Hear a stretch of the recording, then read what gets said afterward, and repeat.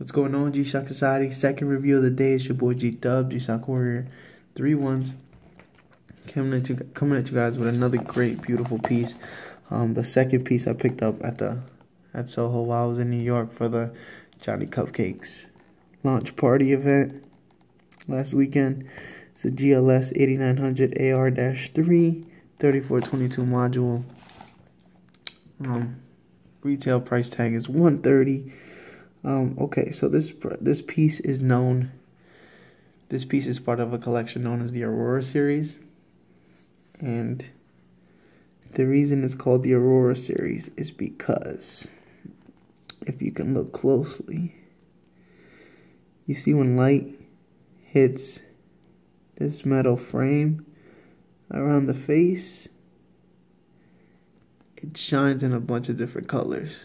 Like there you see some green, some blue, some teal, some purple. Maybe you get a little shimmer of orange once in a while.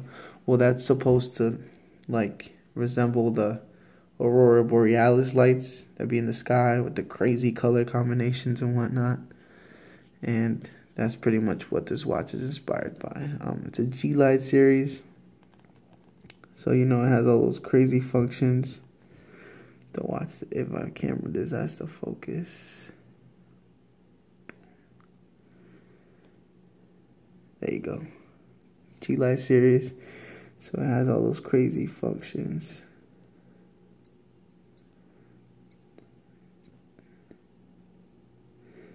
Got the moon and tide graph, of course. The other dope thing about this watch is that unlike the GLS8900BW1 on my wrist that has the printed camo, it's only on the front of the watch. This has actual dyed resin. So if you look closely at the bands, you can see the pattern on the resin, and the pattern is actually unique to the watch. So your boy Mike835, shout outs to Mike835, when he was in New York over the weekend at the Soho store, actually was asked by T-Sip, shout outs to T-Sip, to check if these watches are dyed resin, and if all of these are different, and if when you put two of these aside each other and you look at the resin, you can tell that they're not anywhere near the same. So every watch has its own unique pattern. So not everybody has the same watch, which is kind of dope. It's very important. It kind of adds character to the watches. You see the dope purple LED display, very clear to read. Got the negative display.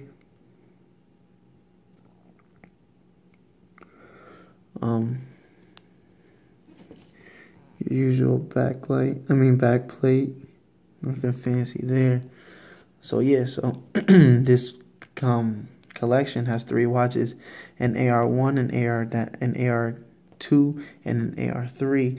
They're all G-Light 8900s, but the AR1 has like a blackish, grayish tint to the bands and has a black bezel, where the AR2 has like an all blue look to the bezel and the bands. And then this is the AR3, kind of has like a greenish look to it. I picked up the AR3 because this is actually a distro model. That means it's limited to one distributor. So you won't see it at Macy's, you won't see it at all your normal retailers that be carrying the simple G-Shocks. This one's going to be a lot harder to get a hold of once they're all gone. And so yeah.